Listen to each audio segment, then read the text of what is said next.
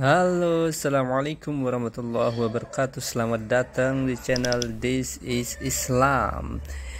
Jadi kali ini kita akan sedikit membahas tentang salah satu pertanyaan dari saudara kita ya.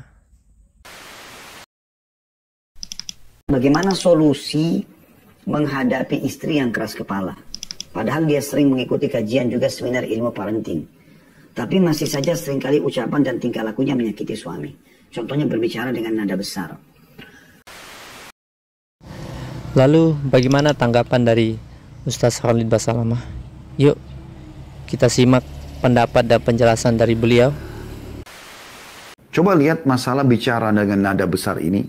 Apakah itu sudah tradisi dia dari sebelum menikah sama Anda? Kayak misalnya memang ada sebagian keluarga, ya, komunitas keluarga begitu. Memang mereka kalau berbicara terbiasa gitu.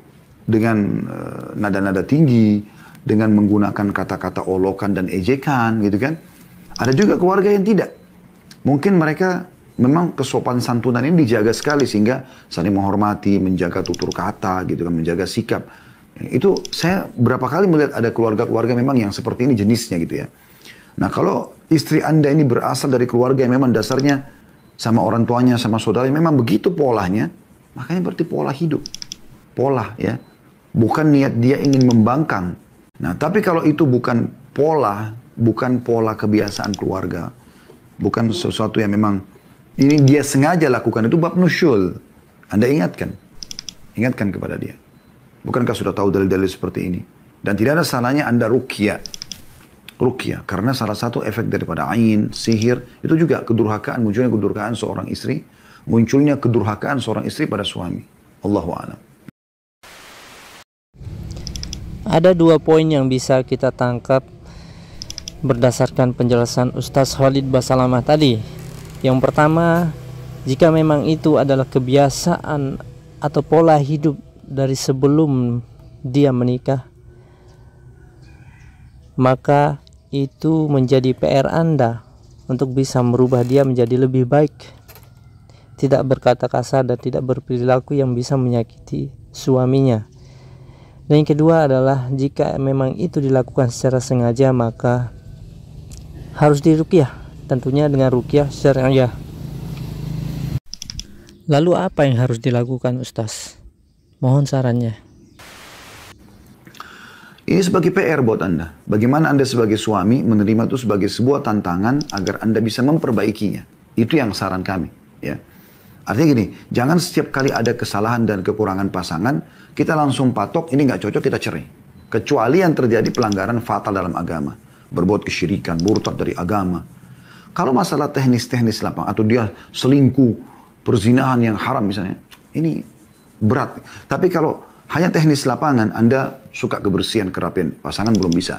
Anda suka istri yang lembut, yang periang, tapi memang dasarnya Anda menikah bukan dengan wanita yang seperti itu, ya. Maka ini kan teknis lapangan. Atau kita balik kasusnya kalau seorang perempuan, dia berharap suaminya romantis, ya memanjakan dia, tapi memang dia nikah sama laki-laki yang kaku dasarnya. Nah ini kan PR bagi mereka. Ini teknis lapangan. Kalau saya sarankan, Allahu a'lam, Anda berdoa kepada Allah SWT agar Allah berikan hidayah dan Allah ubah pasangan Anda, kemudian Anda jadikan ini sebagai target utama. Bagaimana caranya Anda bisa mengubah ini? Di situ kesuksesan Anda menjadi seorang pasangan yang berhasil. Gitu. Maksudnya yang pasangan yang baik, ideal. Karena memang kita menikah sama siapapun pasti akan ada kekurangan dia. Nah, bagaimana kekurangan pasangan kita jadikan sebagai ajang pahala buat kita supaya dia bisa berubah.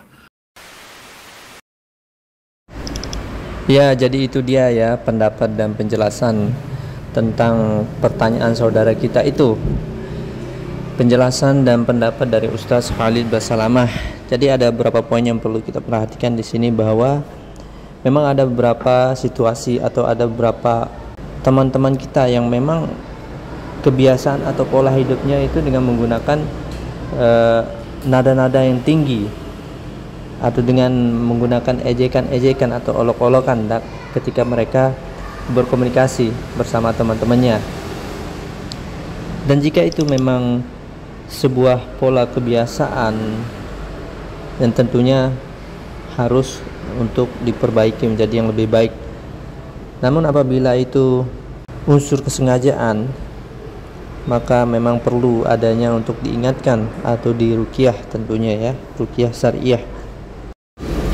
Dan tentu juga setiap pasangan pasti mempunyai kekurangan dan kelebihan masing-masing.